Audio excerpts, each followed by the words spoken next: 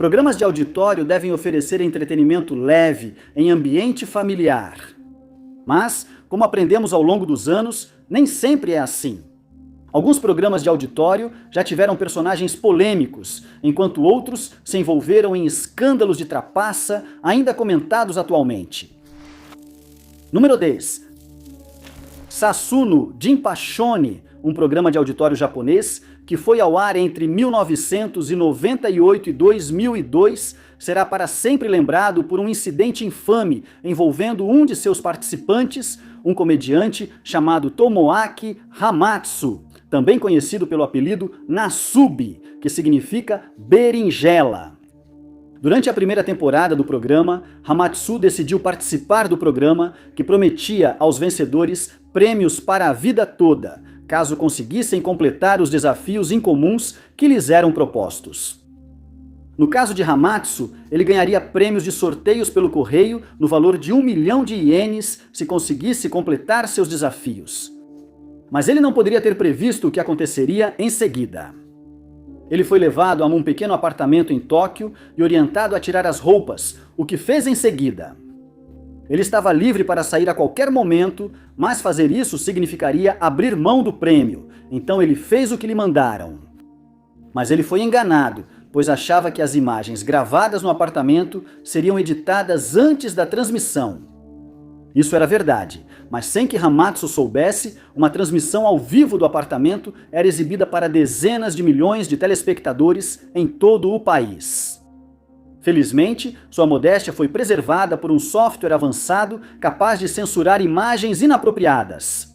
Mais tarde, as pessoas passariam a comparar o episódio ao famoso filme de Jim Carrey, O Show de Truman. Depois que Hamatsu se acomodou no apartamento, deram a ele uma pilha de revistas e disseram para ele juntar e ganhar um total de 1 milhão de ienes em promoções de sorteios. E uma vez que isso fosse feito, ele estaria livre para ir embora. Além disso, ele só podia sobreviver apenas com os itens que ganhasse nos sorteios e não tinha permissão para trazer comida de fora, entretenimento ou outros itens domésticos. Estranhamente, ele não receberia dinheiro ou prêmios, e a conclusão dessa tarefa seria sua única recompensa. No mundo exterior, ele se tornou uma celebridade da noite para o dia, mas era zombado e ridicularizado sem saber. Cerca de 17 milhões de pessoas assistiam Hamatsu todos os dias enquanto ele tentava completar sua tarefa, que ele conseguiu em 335 dias, cerca de um mês antes de completar um ano desde que entrou no apartamento. Depois de reunir o que precisava, esperava voltar à vida normal, mas se enganou. Ele foi vendado e levado a outro apartamento na Coreia do Sul, onde teve que repetir a tarefa até conseguir dinheiro para comprar a passagem de volta para casa. Nessa altura, ele já tinha se tornado bastante habilidoso na tarefa e conseguiu juntar o dinheiro em apenas algumas semanas. Disseram a ele que só poderia voltar ao Japão com passagem de primeira classe, então precisava juntar mais dinheiro. Após isso, ele retornou ao Japão e foi colocado em outro quarto. Mas, dessa vez, as paredes do apartamento desabaram e ele ficou cara a cara com uma plateia ao vivo que aplaudia sua conquista. Hamatsu teve dificuldades para voltar à vida normal depois desse desafio e enfrentou problemas de saúde mental por um bom tempo depois. Hoje, ele continua trabalhando como comediante e ativista, arrecadando dinheiro para ajudar na recuperação de sua cidade natal, Fukushima, após o devastador terremoto que aconteceu lá em 2011. Número 9. O game show Super Senha foi um derivado do original, que se chamava simplesmente Senha. O programa consistia em duas equipes, cada uma com um participante e uma celebridade, tentando adivinhar palavras misteriosas usando dicas de uma palavra. Se identificassem as 5 primeiras palavras, a equipe iria para a rodada bônus de alto risco, a fase final. Na primeira rodada, os adversários davam as dicas. Na fase final, a equipe vencedora fornecia as dicas. E se todos conseguissem resolver 10 senhas em 60 segundos, eles ganhariam um prêmio acumulado que começava em $5.000. Eles podiam voltar por até 5 jogos, e no fim, sair com uma quantia considerável de dinheiro. A proposta atraiu muitas pessoas, entre elas um homem chamado Patrick Quinn, que fez o teste para o programa em dezembro de 1987. Patrick Quinn contou na entrevista que era analista de sistemas do governo do Alasca, e os produtores do programa acharam que isso chamaria a atenção do público. Por isso, ofereceram um contrato para ele. Quando participou do programa, ficou claro que Patrick Quinn lia a linguagem corporal dos oponentes, frequentemente adivinhando a palavra logo após a dica. Algumas pessoas suspeitavam que ele poderia estar trapaceando, mas é certo que ele estava apenas jogando o jogo da melhor forma possível. Quando sua participação terminou, 4 dias após o início das gravações, Patrick Quinn já havia acumulado $58.600, um dos maiores valores do programa. Disseram que sua participação seria transmitida em janeiro do ano seguinte, e após isso ele receberia o prêmio em dinheiro. Ele passou cerca de 30 dias em um quarto de hotel esperando o dinheiro, sem saber que estava sendo investigado. Um gerente de banco de Anchorage chamou a polícia após ver Quinn no programa e revelou que ele era, na verdade, um vigarista chamado Cary D. Ketchum. Enquanto isso, Ketchum ficou ansioso pelo prêmio e procurou os produtores do programa, alegando que seria transferido para um novo posto no Alasca e precisava do dinheiro logo.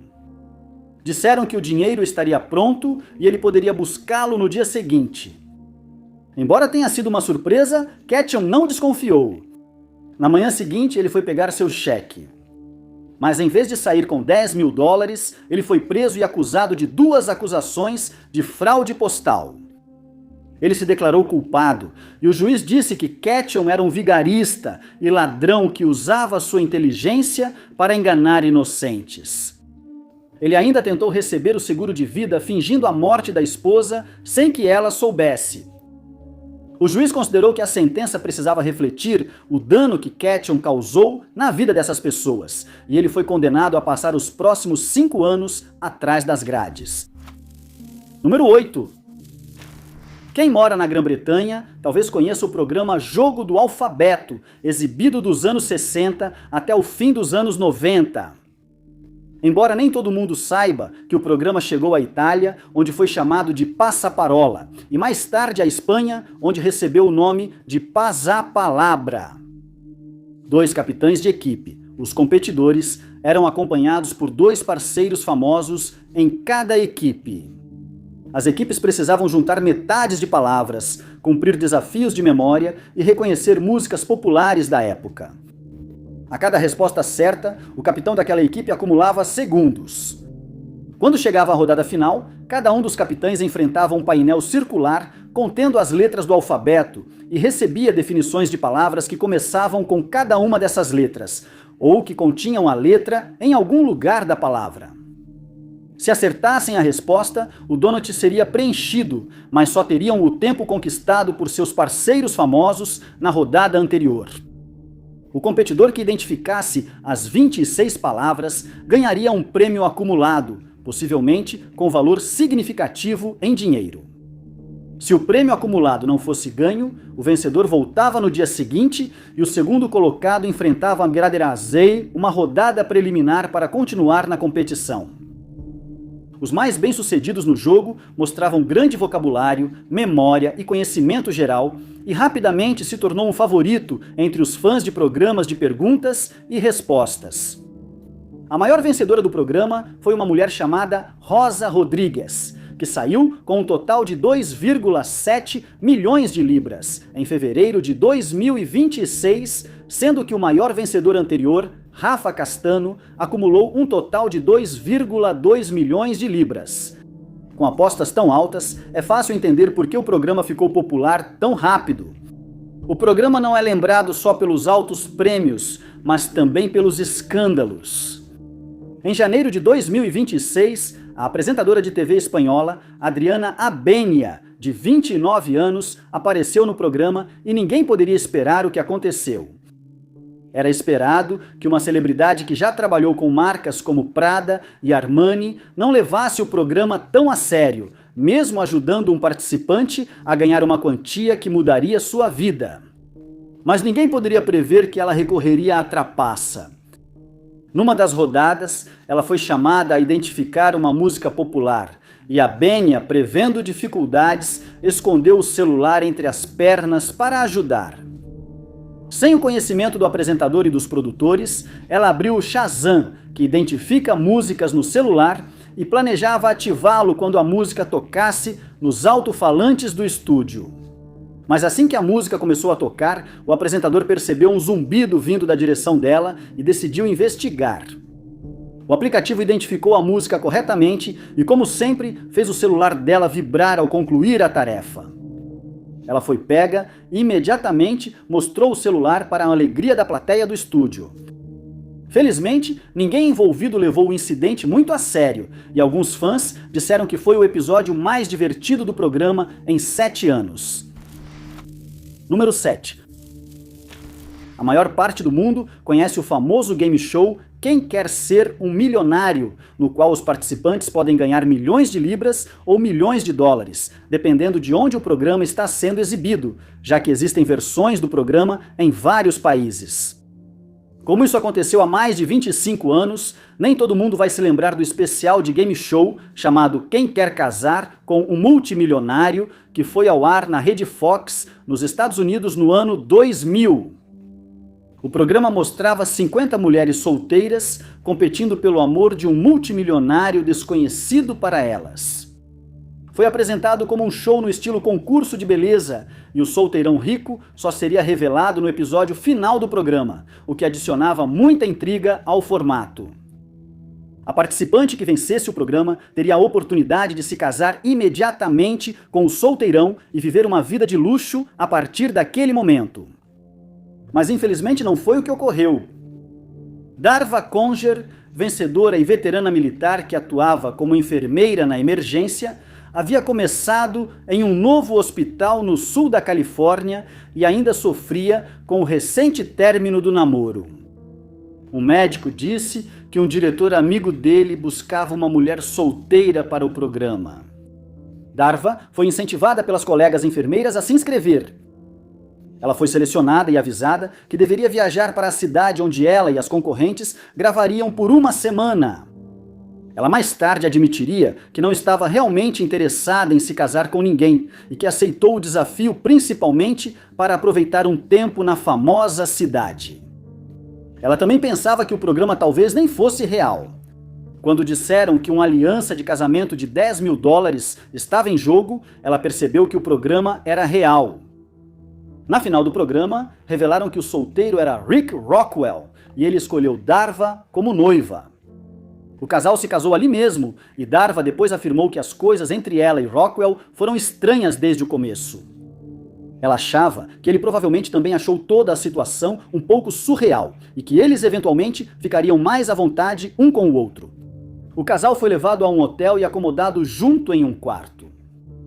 Logo ficou claro para Darva que ela tinha cometido um erro e queria uma anulação imediata. Ela entrou em contato com os produtores do programa, afirmando que nunca esperou realmente se casar com um homem que nunca tinha conhecido antes, mas concordou em acompanhar Rockwell na lua de mel que aconteceu a bordo de um navio de cruzeiro. Ela insistiu que eles ficassem em quartos separados e que um acompanhante estivesse com eles o tempo todo. Após o cruzeiro, o casal disse em entrevista que seguiriam apenas como amigos. 2 dias depois, Darva percebeu que fez a escolha certa. Veio à tona que Rockwell não era quem dizia ser. Os registros indicaram que sua ex-esposa pediu uma ordem de restrição devido ao comportamento abusivo e ameaças de morte feitas por ele. Seu verdadeiro nome era Richard Balke, e ele não era milionário. Morava em um pequeno sobrado, onde havia um vaso sanitário quebrado no quintal. Seu patrimônio líquido era de cerca de 1.600.000 e ele enganou todos.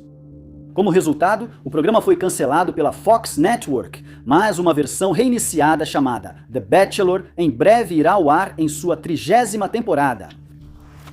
Número 6. Normalmente, quando alguém perde muito dinheiro durante um game show, é porque errou a resposta de uma pergunta e não tem escolha a não ser voltar para casa de mãos vazias.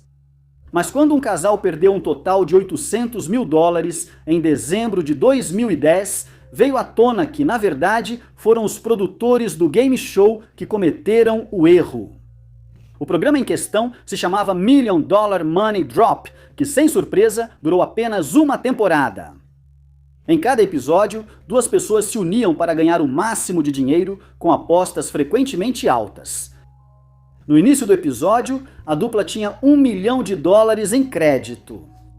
A cada rodada, recebiam uma pergunta de conhecimento geral e, antes de responder, apostavam parte do dinheiro em alçapões, cada um com uma resposta diferente. Se tivessem certeza da resposta, colocavam o dinheiro no alçapão. Se estivessem inseguros, podiam dividir o dinheiro entre as 3 portas como quisessem. Mas isso precisava ser feito dentro de um determinado limite de tempo, geralmente de 60 a 90 segundos, dependendo da rodada que estava sendo jogada. Quando a resposta certa era revelada, os alçapões das erradas se abriam e o dinheiro apostado nessas portas caía e era perdido, assim como o valor não apostado. O dinheiro que permanecia na porta correta continuava intacto e o jogo seguia até que todas as 7 perguntas fossem feitas ou até que o casal ficasse sem crédito. Normalmente, as equipes eram casais ou amigos que tinham o estresse testado ao máximo. O programa estreou em 20 de dezembro de 2010 com um casal, Brittany Made, de 23 anos, e seu namorado Gabe Okoye, de 25 anos. O episódio começou bem para o casal, já que eles ainda tinham $880 mil de crédito, mas então as coisas mudaram muito rapidamente. Faltavam apenas 3 perguntas para responder e parecia que eles sairiam com uma vitória enorme, até que ficaram presos em uma pergunta específica. Perguntaram se o Sony Walkman, os computadores Macintosh ou os blocos de post-it chegaram primeiro às lojas. Brittany e Gabe debateram a resposta até o fim do tempo. Ela achava que o Walkman foi vendido antes, enquanto ele apostava nos post-its. Precisavam escolher com sabedoria, pois planejavam gastar o prêmio no casamento. Antes do tempo acabar, Brittany seguiu a resposta de Gabe e apostaram quase todo o dinheiro no alçapão dos blocos de post-its. Gabe mais tarde afirmou que tinha certeza da resposta, e eles apostaram $800 mil no post-it, mas também colocaram 80 mil no Sony Walkman. Eles ainda teriam algum dinheiro sobrando, e Gabe confiava que restariam $80 mil para seguir no jogo. Quando a resposta foi revelada, a porta secreta do post-it se abriu e $800 mil caíram, para o desespero dos participantes. Gabe foi visto segurando a cabeça com as mãos e depois disse que as imagens foram editadas para esconder o quanto estava arrasado. Em poucos minutos, perderam os $80 mil restantes e deixaram o estúdio sem nada para mostrar pelo esforço. Depois, os produtores do programa admitiram que tinham informações incompletas na época e que a resposta de Gabe estava correta. Mas eles se recusaram a pagar os $800 mil perdidos para a indignação dos telespectadores. Eles foram convidados novamente para jogar, mas o casal recusou, dizendo que isso causaria muito estresse. O programa enfrentou muitas críticas por causa do erro e, após a conclusão da primeira temporada, foi cancelado. Número 5. O game show Press Your Luck tinha uma premissa muito simples. 3 competidores disputavam entre si em cada episódio, e eles respondiam perguntas de conhecimentos gerais, podendo apertar seus botões para responder. Quem apertasse o botão primeiro teria a oportunidade de responder, e uma resposta correta dava direito a uma rodada em um painel eletrônico chamado Big Board. Eles recebiam o prêmio ou valor em dinheiro mostrado no painel. Mas eles podiam perder tudo o que acumularam se caíssem no vilão de desenho animado Whammy, que também estava no painel. Cada competidor operava um painel de 18 quadrados e precisava apertar um botão para parar em um quadrado lucrativo. Se caíssem em 4 quadrados do Whammy num episódio, eram eliminados, restando os outros 2 para competir entre si.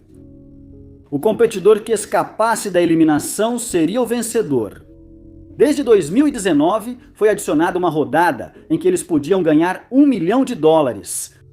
Mas, em média, um grande prêmio era de cerca de $40 mil. O programa provou ser muito popular entre o público e um telespectador, um homem chamado Michael Larson, decidiu tentar a sorte, mas não antes de fazer muita pesquisa primeiro. Michael trabalhou 12 anos como motorista de caminhão de sorvete, mas estava desempregado ao participar do programa. Por ser excêntrico, criou uma forma única de ganhar dinheiro. Ele colocou várias televisões em sua sala de jantar, onde assistia a um canal diferente em cada uma ao mesmo tempo. Ele prestava atenção especial a qualquer programa que falasse sobre ganhar dinheiro rapidamente e acabou decidindo que iria competir em um game show. Ele reduziu as opções e escolheu participar do Press Your Luck. Sua esposa afirmou que ele sempre entrava em transe ao assistir ao programa. Na verdade, ele analisava o painel principal, buscando padrões que lhe dessem vantagem. Ele percebeu que o painel seguia 5 padrões distintos e descobriu como evitar os temidos quadrados do Whammy. Além disso, ele dominava conhecimentos gerais e viajou à Califórnia, onde se inscreveu como participante. Ele foi bem-sucedido e desde o início do episódio em que apareceu, sua intensa concentração era evidente. Ele frequentemente parava o painel na casa escolhida e teve um desempenho tão bom que o episódio foi dividido em 2 partes. Ele conseguiu completar 45 rodadas bem-sucedidas antes de dar uma chance ao outro participante, o que foi um grande feito, considerando que a maioria dos competidores acertava um Whammy após cerca de 6 rodadas. Ele saiu com um total de $110.237 em dinheiro e prêmios, para o espanto dos produtores do programa, que estavam convencidos de que ele havia trapaceado. Inicialmente, recusaram-se a pagar, mas ao perceberem que ele venceu apenas com habilidade, foram obrigados a entregar os ganhos. Depois disso, o painel foi programado com mais de 5 padrões. Mas ele perdeu quase todo o dinheiro quando sua casa foi assaltada durante uma festa de Natal, pouco tempo depois. Número 4. The Gong Show, que foi ao ar de 1976 a 1980, era diferente de qualquer outro game show que já havia sido visto na televisão naquela época. Ao contrário de outros programas, ele apostava no caos, humor absurdo e talento para escolher um vencedor, não em sorte ou conhecimento geral. O programa foi criado por Chick Barris, que também atuava como apresentador, e ele rapidamente se tornou popular entre os telespectadores por seu estilo autodepreciativo e maníaco. Depois, ele produziu outros programas de auditório como Jogo do Namoro e Jogo dos Recém-Casados, mas só após uma saída dramática do Gong Show. O formato do programa colocava artistas amadores para competir entre si, e eles eram avaliados por um painel de 3 jurados. J.P. Morgan, Jamie Farr, Art Johnson, R.I.P. Taylor, Phyllis Diller, Anson Williams, Steve Garvey e Rex Reed todos apareceriam como jurados. Quando um artista não impressionava, um jurado tocava um gongo para indicar sua eliminação. Qualquer artista que conseguisse passar por todo o episódio sem ser gongado era então avaliado pelos jurados em uma escala de 1 a 10, o que significava que poderiam alcançar uma pontuação máxima de 30. Quem terminasse o episódio com a maior pontuação ganhava um total de $516,32, que era o salário mínimo pago por um dia de trabalho pelo Sindicato dos Atores de Cinema, na época, além de um troféu Golden Gong que podia levar para casa. O programa logo ficou popular por suas apresentações inusitadas. Por exemplo, um homem fazia malabarismo com bolas de ping-pong só com a boca. Uma mulher conseguiu colocar 30 marshmallows na boca ao mesmo tempo e outra girava pratos em varetas para o deleite da plateia. Apesar de ter criado o Gong Show, Barris teve dificuldade inicial em ser o apresentador. Ele tinha medo de palco e, para lidar com isso, batia as mãos ao fim de cada frase. O público logo percebeu e começou a bater palmas junto, ajudando-o a se acalmar. Como o programa passava de dia na TV, logo ficou muito popular. Mas após um incidente envolvendo a atriz J.P. Morgan e uma queda na audiência, foi decidido que o programa seria cancelado, e isso não agradou Barris.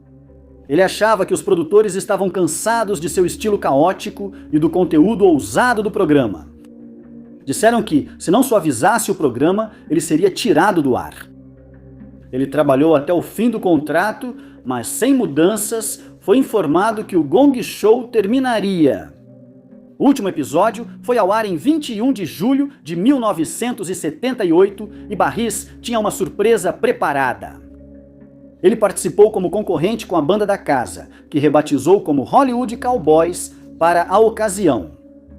Depois, ele cantou uma versão modificada de Take This Job and Shove It, de Johnny Paycheck, para expressar claramente seus sentimentos sobre a NBC. Ele foi gongado, mas deixou seu recado em um incidente ainda comentado pelos fãs do programa. Número 3. Nem todos os escândalos e controvérsias de programas de auditório acontecem enquanto o programa está no ar, pois alguns desses incidentes ocorrem nos bastidores, quando as câmeras já pararam de gravar. Isso certamente foi verdade no caso do programa extremamente popular O Preço Certo, que em 2010 estava sendo apresentado pelo comediante Drew Carey. 4 pessoas da plateia são escolhidas em cada episódio para tentar adivinhar o preço de venda de um item, como um forno de micro-ondas. O participante que der a resposta mais próxima do preço real, sem ultrapassar, ganha a chance de participar do jogo de preços. Eles se juntam ao apresentador no palco e participam de jogos com temas diferentes, tendo a chance de ganhar um carro, itens domésticos caros ou dinheiro, por exemplo. Após o terceiro e sexto jogo de preços, 3 participantes desses jogos podem girar uma roleta. Se forem bem-sucedidos, avançam para a rodada do showcase, que é a final. Os 2 participantes com mais dinheiro avançam para o showcase, onde vêm 3 prêmios. O líder pode dar um lance pelo valor total ou passar a vez ao oponente. Depois disso, o participante restante dá um lance em um segundo showcase, e quem chegar mais perto do preço de varejo dos 3 itens ganha todo o dinheiro e prêmios que acumulou. Se um ou ambos derem um palpite muito alto, são eliminados. Assim, um episódio pode acabar sem vencedor. O programa foi muito popular por décadas, mas em 2010 enfrentou controvérsia. Brandy Cochran, uma das modelos, revelava os itens que entrariam na disputa e já trabalhava no programa há 7 anos quando anunciou que estava grávida. Nessa época, ela já era uma das principais modelos do programa e aparecia na maioria dos episódios. Ao retornar da licença maternidade, foi demitida sem justa causa e processou a Fremantle Media, alegando comentários inadequados dos produtores sobre seu ganho de peso e que a retiraram do site do programa. Ela ganhou o processo e recebeu $775 mil em indenização, além de outros 7,7 milhões em danos punitivos, quando o júri concluiu que ela havia sido vítima de discriminação. Um novo julgamento ocorreu após um juiz determinar que o anterior não orientou o júri a decidir se a gravidez foi a principal razão da rescisão do contrato. Antes do segundo julgamento, Cochran e a Fremantle fez um acordo extrajudicial e ela recebeu um valor não divulgado. Hoje, Cochran mantém um perfil discreto enquanto vive com sua família em Los Angeles, já que decidiu dedicar seu tempo livre a eles e à comunidade ao redor. Número 2. O mundo da moda pode ser especialmente difícil, pois depende principalmente de fatores superficiais, como a aparência do modelo e como isso se reflete nas fotografias. Frequentemente, até os modelos mais bonitos têm suas fotos retocadas antes da publicação e vivem sob os holofotes, já que costumam ser vistos como alguns dos mais belos do mundo. Pode ser uma indústria cruel, pois modelos precisam manter determinado peso e se dedicar muito, o que frequentemente afeta sua saúde física e mental. Esses fatores são facilmente percebidos no famoso programa de TV America's Top Model, durante o qual os modelos competem entre si por esse título. Em 2005 aconteceu o 4º ciclo do programa, e entre as participantes estava Kenya Hill, uma atriz que já havia aparecido na novela The Bold and Beautiful, além da série de TV New Girl e do filme Truth Unspoken. Ela foi bem por um tempo, mas acabou eliminada como a 12ª participante, eliminada ao ficar entre as duas últimas pela segunda vez na temporada. Aquela temporada acabou sendo vencida por Naima Mora. Mas, em 2026, veio à tona que Kenya teve momentos difíceis enquanto participava do America's Next Top Model, quando foi convidada a aparecer em uma série documental sobre o programa chamada Reality Check Inside America's Next Top Model. Ela contou que, enquanto estava na escola, frequentemente era zombada por ser magra demais. Mas quando apareceu no programa, o oposto aconteceu. Ela disse que logo ficou conhecida como a garota gorda entre as modelos, mas as zombarias continuaram. Em um desafio, as modelos fizeram um ensaio fotográfico inspirado nos 7 pecados capitais. Cada modelo teve que se vestir como o pecado que lhe foi atribuído, e Kenya ficou surpresa quando recebeu o papel da gula.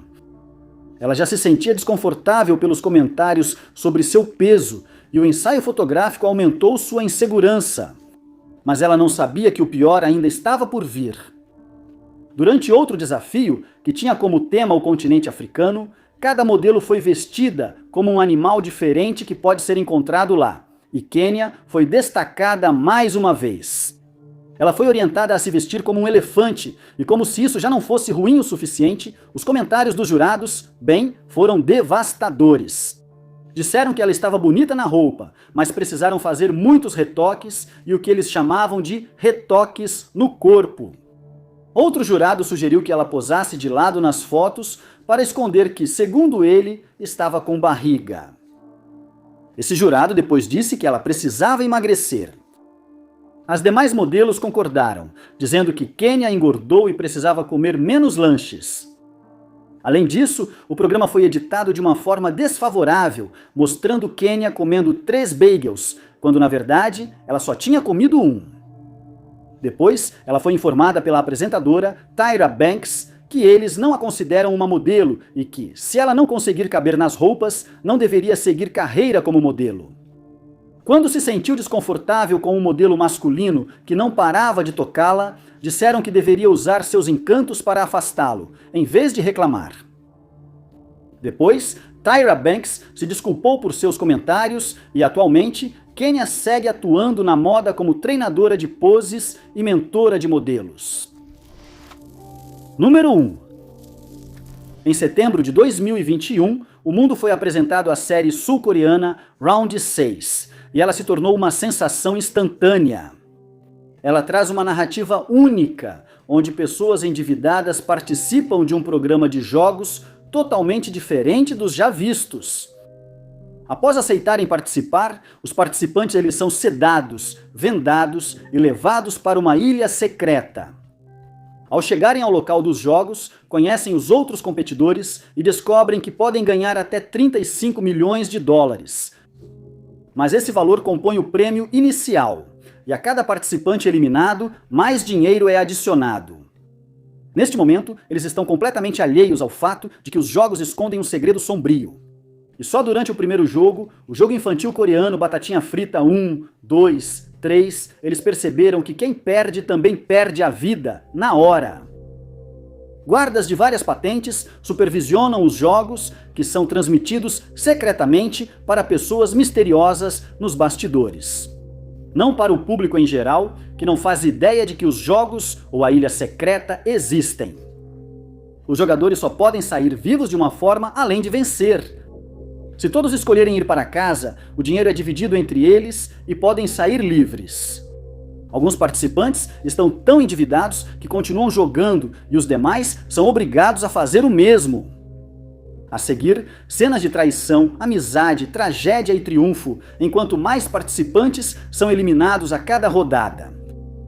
Somente quando resta um participante, ele está livre para sair com todo o dinheiro acumulado e pode pagar suas dívidas. O público achou o programa divertido por seu suspense e violência. Mas ninguém poderia suspeitar que isso seria recriado no mundo real, obviamente sem que ninguém perdesse a vida. O programa se chamava Round 6, o desafio, e assim como a série original, contou com 456 participantes. Eles competiram pelo mesmo valor em dinheiro, mas sem o risco de perderem a vida. Após o primeiro episódio, o programa recebeu críticas de espectadores que acharam que ele se afastou da mensagem original da série, que era destacar a sociedade capitalista atual que existe no mundo todo. Apenas uma semana após o início das gravações, os participantes que haviam sido eliminados começaram a falar sobre suas experiências no programa, mas só fizeram isso sob a condição de que seus nomes fossem mantidos em sigilo. Eles disseram que as gravações ocorreram em condições precárias e que a estrutura do local estava em mau estado. Alguns ameaçaram os produtores com processos após se machucarem nos jogos e precisarem de atendimento médico. Um homem disse que nunca foi tratado de forma tão cruel quanto ele e seus colegas durante as gravações, acrescentando que o jogo Batatinha Frita 1, 2, 3 durou agonizantes 9 horas. Outros não suportaram as temperaturas congelantes nas instalações. Apesar disso, o programa não foi cancelado e a seleção para a terceira temporada já está em andamento. Muito obrigado por assistirem. Se você gostou deste vídeo, não se esqueça de clicar no botão de curtir. Não se esqueça de se inscrever e ativar o sininho para receber nossos próximos vídeos. Meu nome é Top 5 Unknowns e nos vemos no próximo.